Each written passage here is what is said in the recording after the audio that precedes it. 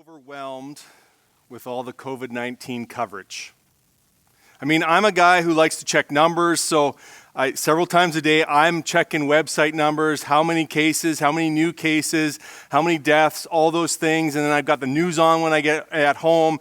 But it's gotten to the point where now my kids, while they're watching the news, will highlight the stories that have nothing to do with COVID-19 and point out that as the anomaly. And so I think on some level it's been 2 weeks of a lot of coverage, and we're trying to find ways of how to cope with what is going on in our world. And I think a lot of us use humor as a point of coping. I mean, how many of you have watched comedies over the last 2 weeks, right? I have. I know our family has. But it's a way that we just try and cope with things. And especially, depending on your sense of humor, a big rise in satirical comedy, a lot of memes floating out there that are poking fun a little bit of how we're interacting or reacting to the COVID-19 crisis. And if you haven't been to Babylon Bee, the Christian satirical site, they have been putting out a ton of hilarious satire. One of them caught my attention. Government accidentally shuts itself down with ban on non-essential business. Who couldn't laugh at that one? Or because I know our church is so caught up with Hallmark. The one they put out on Hallmark, Hallmark Channel announces 19 new coronavirus themed movies to come out. And they just gave a little bit, an example of one titled A Cough to Remember. It's about a small town hardware store owner named Brad who accidentally coughs on Kate, who's a successful real estate agent who had just come back to town to check on her aging parents. And then they are forced to be quarantined together for 14 days. And of course, hilarity and romance ensue. I mean, who wouldn't want to watch a show like that, right? And yet, there are moments in our life when laughter is stripped away and we're faced with the very real things of life. We're faced with the reality that we are finite, that as much as we would love to have control over everything in our life, there are things that outside of our control. There are forces that act upon us that we have no say in. And even though we try and control things or even manipulate things or guide things or force things, there are moments in our life where we just have to react. And we have no choice but to go with what is dictated to us. And it's in those moments that our true beliefs are revealed. It's in those moments when our values actually come to play. And we can talk about believing certain things all we want, but in those moments of crisis, that's when it actually comes out. And because it's how we behave. We're in the middle of a series right now entitled The Thursday Before, which is really a look at the events that lead up to Good Friday and Easter Sunday. And these events were put in motion by God. And as we're going to see today, the rulers of the land, the Jewish rulers, the high priests, they are trying to stop these events, trying to stop what God has put in place. And unwittingly, they end up just becoming part of God's plan. So I want to spend some time this morning looking at Matthew chapter 26. And we're going to be looking at verses 57 to verses 67. So let me read them for you and follow along with me.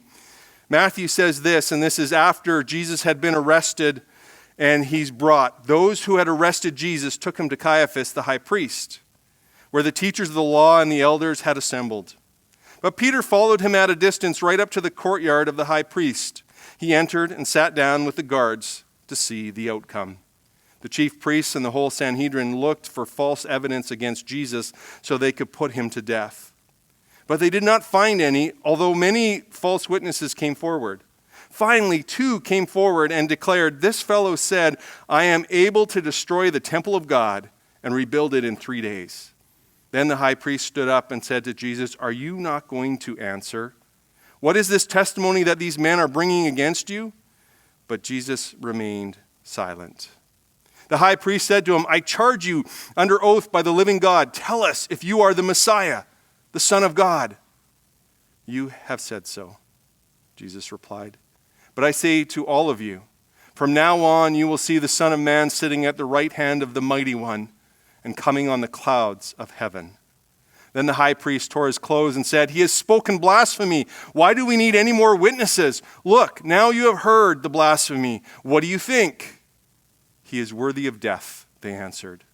Then they spit in his face and struck him with their fists. Others slapped him and said, Prophesy to us, Messiah. Who hit you? You read a passage like that, and I think many of us look at that, and one of our first impressions when we're looking at what Jesus had to go through is just the injustice of it all. I mean, Jesus wasn't guilty. In fact, they had such a hard time finding any charges that they were trying to make up even stick to him. And he wasn't even refuting them. That's how bad it was. That's how bad the charges were. These guys were coming up with false charges. Jesus is saying nothing, and it still doesn't make sense. And this injustice often leads us to an area of discontent. And we can see that Jesus is being railroaded, and it's not fair. And so what do? This past week, one of the things our family did was, obviously probably a lot like your families, watch some movies. On one night, we ended up watching The Lion King, not the OG version, but the one that came out last year, and it's the first time I had seen it. And as we were watching it, got to the point where Simba, the young cub, has fled his homeland because he believes that he has caused the death of his father Mufasa. And he's there in this new place, and he finds two new friends, Timon and Pumbaa, and they start teaching him a new way of life, and they teach him Hakuna Matata, which is basically don't worry about anything, live in the moment. It doesn't matter about the past. It doesn't matter about the future. There are no responsibilities. And so he adopts this, and he grows up into a teenager, into a young adult, and then all of a sudden he is confronted with his belief. Is Hakuna Matata really a way to live? When Nala comes back into the picture and informs them about what is taking place in his homeland, the pride has fallen on hard times. His uncle is leading things in a way that is making difficult for everything. And Simba now has to come to the place where he has to realize that he does have responsibility. He does have to find a way to deal with the things that are in his life. Hakuna Matata just doesn't cut it anymore. And I think sometimes as we look at this crisis of COVID, we wonder how to react. And for many of us, we think, okay, it's not going to affect me. Why should I worry? I'm young. I don't have to deal with the consequences. This is an old person disease. Maybe you've seen young people talk about that on the news. Here's the reality of Canada. A third of the cases of COVID-19 are those who are 40 and under. And oftentimes the message that our health professionals are telling us, you may not get this, or it may not harm you the way it does others, but it could kill your grandma.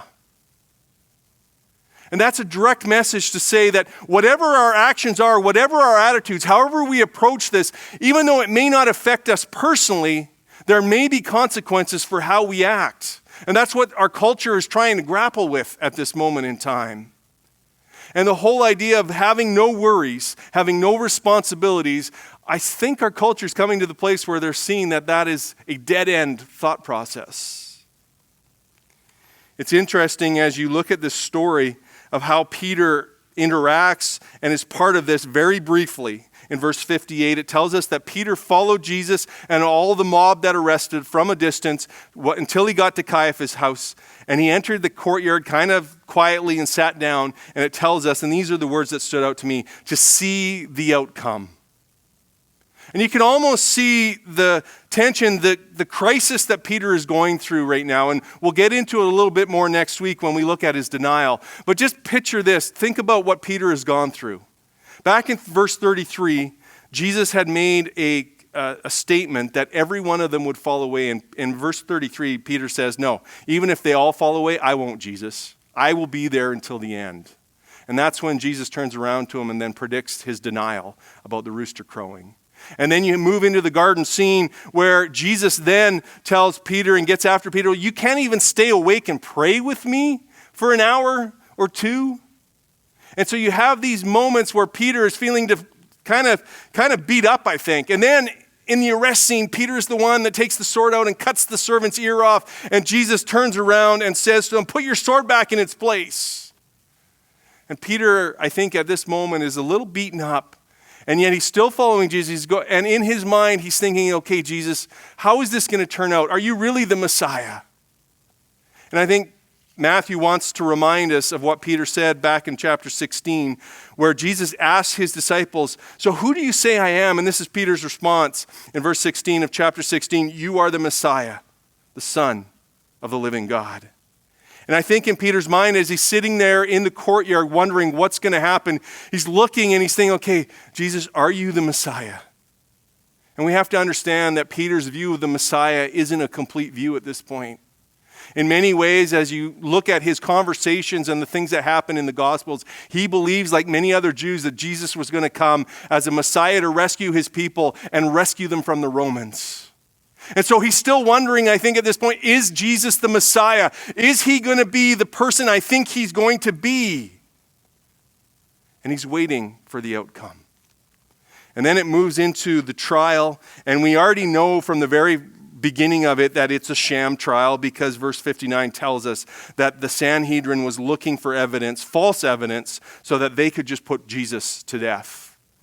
Now, much has been made about this trial, and although we don't know fully the procedures of the trial during Jesus' day, we know that from rabbinic tradition a couple hundred years later, that they did have a set kind of system procedures for trying someone. And there was a number of violations if it's the same procedure that happened in Jesus' day.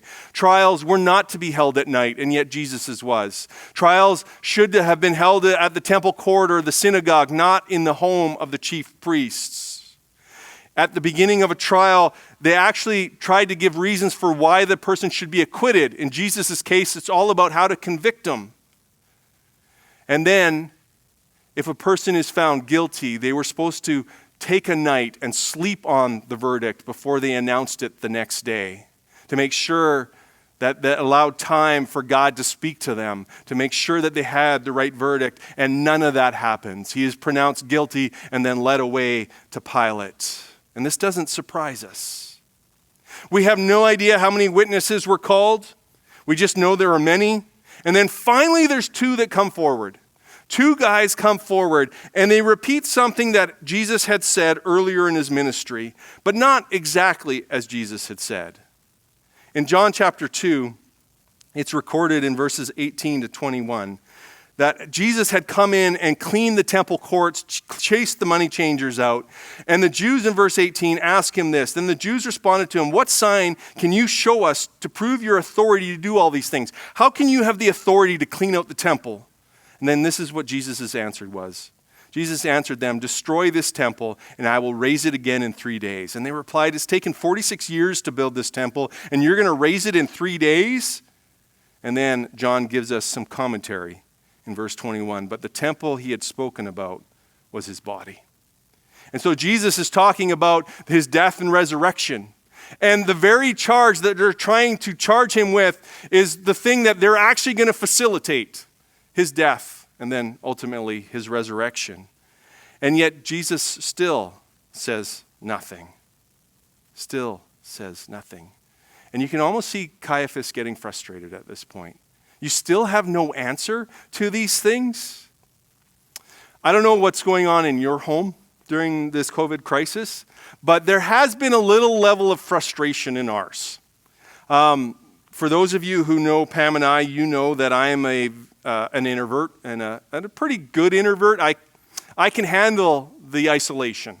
I can do puzzles, I can read, I can watch TV. I think it's a holiday almost, just having a chance to do that. My wife, on the other hand, is an extrovert, and it is driving her nuts. A friend of ours posted this on Facebook. Introverts, please check in on your extroverted friends. They are not okay. They have no idea how this works. Which, some of you really do need to check in on Pam. You know, we've been highlighting this call for ministry in our church, phone to friends. You know, phone to people, P2P. Pam's friends, I know you're listening. I need like 2 of you to phone Pam every day and talk to her for at least an hour, okay? Just please help me out. Because if you don't, this is what happens. Yesterday, things boiled over just a little bit. We got mad at each other over the stupidest things.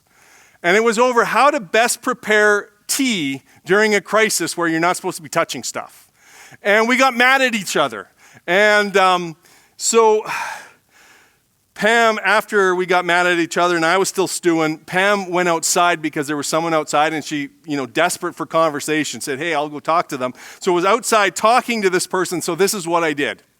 I locked the front door. And our front door has a battery combination you can push in. I took out one of the batteries and put it on the floor and then walked away. Because here's in my head, Jaden's downstairs. He's not going to hear Pam knock. Sydney's upstairs in her room. She's not going to hear Pam knock. And Kieran had her headphones in doing some work at the kitchen table. I'm going, okay, this will teach her to have a wrong point of view. And so then I went into my office and was working away. And she was out there for quite a while, talking to this person. And then I'm working away, and then all of a sudden I hear this knock, knock, knock, and I go, good, my plan's going to come together. And then, I don't know, Kieran heard her and just went, opened the door, let her in, and she went to do a couple things, and she came back and she goes, why is the battery out of the door thing? And I'm just silent, just like Jesus was, And now I'm not saying I'm like Jesus, because really what this demonstrates is how much I need Jesus in these moments. But we all understand frustrations, right? And we all get to the place where it boils over. And when someone is silent, and not even on, Pam didn't even know any of this, so she's finding out with the rest of you right now. So I'm going to have to talk to her when I get home. But Jesus is silent. He doesn't say a thing. And a lot of people have wondered why he doesn't say anything. And to help you out, we have to understand what Matthew is trying to do in the Gospel of Matthew. One of his key aims in writing his book is that he's trying to help us understand that Jesus is the fulfillment of the Old Testament. He is the Messiah that the Old Testament talked about. And so when you read through Matthew, you will see over and over again Matthew using references to the Old Testament prophecies, pointing out things, and even just saying things that if you know your Old Testament, you will realize that he's referring to the Old Testament. So if you read the first 2 chapters, you'll see a ton of places where he points out that this fulfilled something in the Old Testament. And as we get to the last couple of chapters of Matthew, it starts to ramp up again. And this is one of those cases. What Matthew is referring to and highlighting when he talks about Jesus being silent is Isaiah 53. And in Isaiah 53, it's the passage that Isaiah the prophet writes about the coming suffering servant, the Messiah who would suffer. And in verse 7 of 53, he says this, the Messiah, he was oppressed and afflicted, yet he did not open his mouth. He was led like a lamb to the slaughter, and as a sheep before its shearers is silent, so he did not open his mouth. Jesus is silent. And in doing so, he's actually fulfilling Old Testament prophecy. And then finally, the high priest is so frustrated, he asks him the question, tell me under oath, and oaths are a very important thing for Jewish people. You are not to enter an oath lightly. You are not to lie. And he gets to the place where he says, under oath by the living God, tell us if you are the Messiah, the Son of God. And the only thing that Jesus says during his entire trial is recorded. You have said so. He's affirming what he said in a funny way, like we would never speak that way. But what Jesus is saying is basically yes. Yes, I am the Messiah. And then he goes on to expound, talking about himself being the Son of Man, sitting at the right hand of the Mighty One, which is another name for God, coming in the clouds of heaven. And Caiaphas loses it. He reacts, he tears his clothes, which tells us that he is in a state, losing it in a state of mind. He knows that Jesus is claiming divinity in this moment.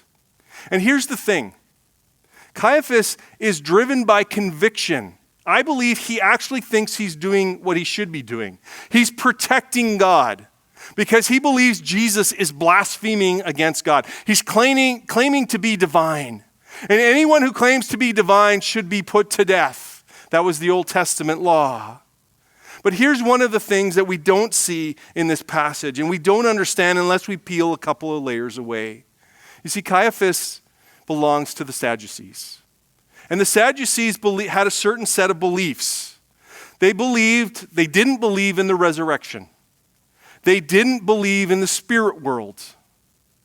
And they only believed in the first 5 books of the Old Testament, the Pentateuch, the books of Moses. Those were the 5 books that they had any belief in, had any authority in. And so when Jesus comes along and he says, and he uses the Son of Man, Jesus is quoting Daniel 7. And so he's quoting a book and a prophet that Caiaphas doesn't give any weight to. And yet he still uses it almost to poke him a little bit, I think, and to point out that to him that you have to take the whole Old Testament into account. Here's the thing that you may not realize. Because the Sadducees only placed weight on the first 5 books of the Old Testament, the Sadducees didn't believe in a personal Messiah. Because the personal Messiah comes and is fleshed out in the rest of the Old Testament through the prophets as they explain and help the people understand that God has not left them, that God is sending someone to save them. And yet Caiaphas doesn't believe that. And so he has no basis in his belief to even consider that Jesus could be the Messiah. And I think there's another thing that is driving Caiaphas, and it is fear, and particularly fear for his position. One of the things that happened when the Romans came in and conquered the Jewish people is they replaced the high priest. Until that time, the high priest would be elected to that position and would have that position until they passed away, until they died. When the Romans came in, they made it an appointment. So the Romans actually appointed the high priest. Now, if you understand anything of history or know anything, you have to realize that Caiaphas actually was a pretty good political high priest. He managed to stay as high priest for 16 years, which is far longer than most of his contemporaries. Some of them only lasted 6 months or a year. And the way you held on to this position was that you had to work with the Romans, and you had to guarantee and help the Jewish people not to rise up, because the Romans were using the high priest to make sure that the Jewish people didn't cause problems. And so if the high priest couldn't control the Jews, the Romans would just replace them. And by being in that position for 18 years, not 16 years, even 18 years, it shows that Caiaphas was very astute politically. And so he sees what's happening. He sees Jesus and the people that are following him, and he realizes that if he doesn't do anything, he's going to lose his position.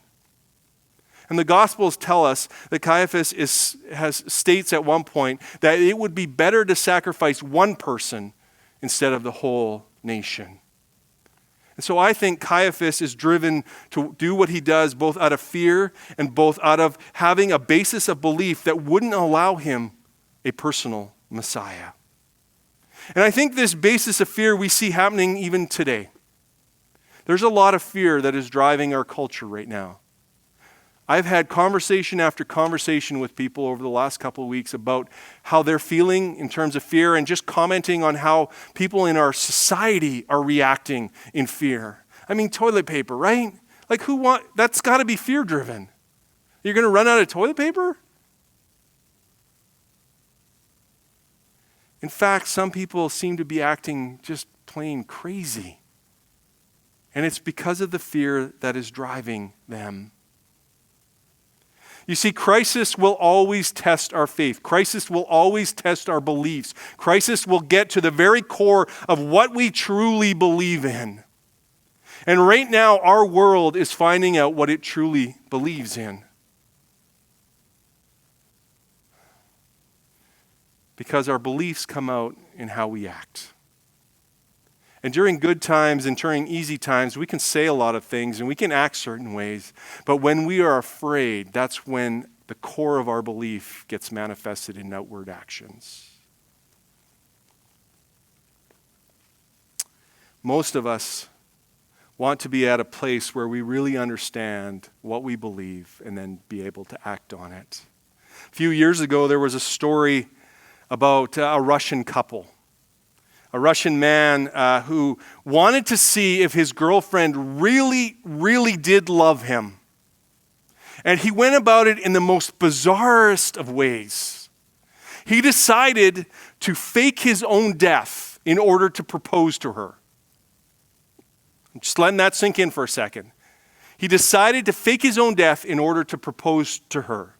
So this is what he did. Alexei, who was from Omsk, hired a movie director, some stuntmen, makeup artists. Like, he went big. He even hired a scriptwriter. And so he set it up so that he would have a car accident.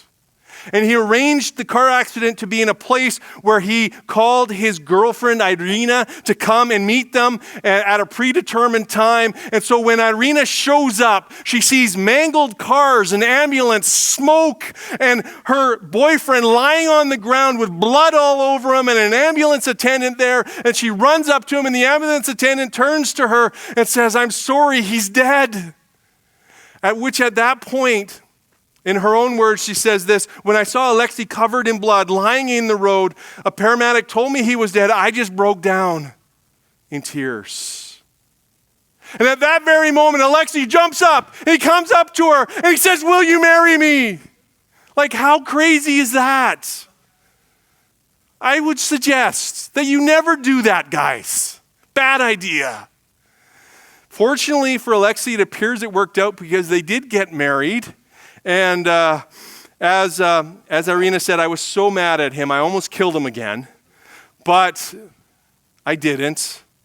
And this is what Alexei said was the rationale for why he did this.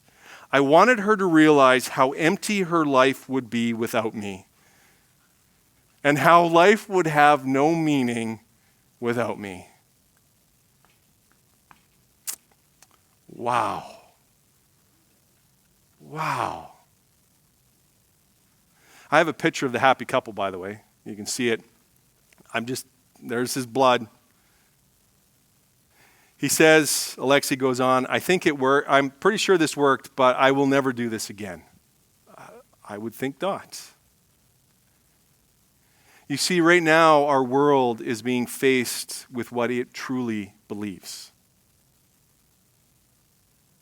This morning, I checked the numbers. Over 2,300 people have passed away since yesterday.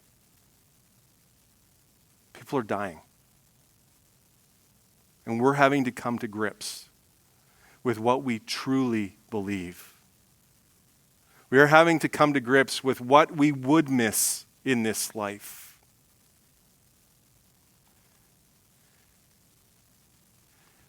Caiaphas never came to grips with Jesus as Messiah. He can't even see Jesus as the Messiah. You see, we're being faced with what is our life, what gives our life meaning these days. And we're having to pull back and realize that, yes, our family gives life meaning. There are other things in our life that give us meaning. But we are also having to contemplate, and our world's having to contemplate, is there eternal meaning? And this passage points out to us that without Jesus, there is no eternal meaning to life. And the sad thing is that many people react like Caiaphas does. Their worldview just does not allow them to see even the possibility of having a personal Messiah. The irony of this whole trial is the words that Jesus speaks are truth, and it is what is used to condemn him for blasphemy. And Jesus stands before us today with the same thing, saying the same thing: "I am the Son of Man, and I am seated at the right hand of the Mighty One." And we are forced into the same decision that Caiaphas was forced into that day a couple thousand years ago. Do we believe that Jesus is the Messiah? Do we believe that he is the Son of Man? Do we believe that he is the Savior? It's the same question. And it's at times like this that reveals what we actually believe about that. And I think there's a number of Christians that are struggling today because they're having to really grasp and grapple with, do I really believe this in the bedrock of my soul? Or have I just been giving it lip service for the last number of years? What is it for you? Is Jesus your Messiah? Is Jesus the Son of Man to you? Because if he is, it should change how you react to the circumstances we find ourselves in. It should give you a real sense of security, a real sense of knowing that God is in control, a real sense that even if we die in this world, there's so much more for us in the next. At the end of the trial, Caiaphas looks to the Sanhedrin and asks them, what do you think? And they answer, it seems in unison, he is worthy of death. The ironic thing is that Jesus is the only person worthy of death to save you and I. And I think Matthew is helping us understand that in this moment in time. Do you have Jesus in your life? Is he the foundation you are built everything on? Because if he hasn't, my guess is that you're struggling right now. That there may be fear in your life. You may not want to go outside. You may not want to go to work if you can still work. You may be wondering where your next paycheck is coming from if you've been laid off. You may be wondering whether your parents or your grandparents are going to survive this if they catch it. Or you may be wondering if this might be the end for you. The good news of the gospel is that Jesus was and is the Messiah. He is our Savior. And if we can believe that and accept that, we can face whatever crisis this world throws us with a security that our world cannot have, because we have an eternal security, knowing that even the things of this world will pass away. And we will all eventually die. But the world to come is secure. Let me pray for us. Dear Heavenly Father, we thank you for this example. For this example of how you endured your trial without saying anything. Because it fulfilled what the prophets said long ago about how you would handle these things. And in doing so, Lord, you proved that you were the Messiah. And so, Lord, today as we face these things of unprecedented nature for our generation, and things that could cause us to fear, Lord, help us to be reminded of what we truly believe, that you are the Messiah, you are our Savior, and because of that we can have strength and face uncertainty because you are in control. And so, God, I pray for those who are listening and watching today. Whatever they may be struggling with, whatever they may be having a hard time with, that your Spirit would speak to them. Bring them comfort, bring them peace, bring them courage. Remind them of who you are and the incredible gift that you have given us in your death and resurrection. In Jesus' name.